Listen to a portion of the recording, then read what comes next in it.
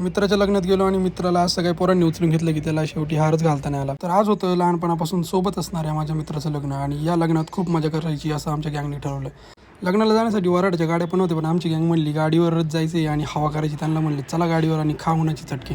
पळशीमध्ये पोहोचल्यावर आम्ही सगळ्यात पहिल्यांदा मंदिरात आलो, कारण की हे एक ऐतिहासिक मंदिर आहे विठ्ठल आणि रुक्मिणीचं आणि याला प्रतिपंढरी असेही म्हणतात. उन्हाची चटके हे लागतच होते. विठोबा करून झाल्यानंतर पोटोबा आम्ही केला आणि गँगला म्हणले हे आवरा लवकर, नवरदेवाची पण आपल्याला भेट घ्यायची, नुसतं खातच बसाल का काय. नवरदेवाकडे आलो तर नवरदेवाचा डान्स चालला होता. आता म्हणलं चालू द्यायचा डान्स, आणि इकडे या नानाच्या डान्सनी पब्लिक पूर्ण येडं केलं होतं. त्यानंतर आमच्या गँगनी फोटो काढायचं ठरवलं होतं, कारण की नवरदेवाला काही टाईम नव्हता फोटो काढायला. आणि यानंतर नवरदेवाची मिरवणूक निघाली. नवरदेवाला मित्रांनी खांद्यावर घेतलं होतं आणि नवरदेवाने त्याच्या डायरेक्ट खिशातच पाय घातला होता. म्हणलं वारे नवरदेव. नंतर म्हणलं नवरदेवाला देवदर्शन करून आणावं, कारण की लग्नाच्या निमित्ताने तरी हा देवाच्या पाया पडेल. देव पण म्हणले असतील वारं बाई तू बरोबर टायमाला आला.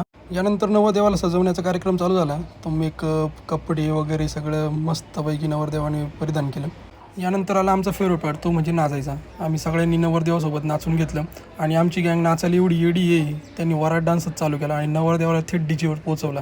लग्नाची वेळ जवळ आली होती आणि नवरा नवरीचंही आगमन झालं होतं. आम्ही पण नवरा नवरी सोबतच होतो आणि मित्र मला बोलत होते तुझं लग्न कधी होईल. त्यांना म्हणलं थांबा ना भाऊ माझं होईल. तर फायनली अशा प्रकारे माझ्या मित्राचं लग्न संपन्न झालं आणि माझा मित्र उद्यापासून 7च्या आत घरात. धन्यवाद.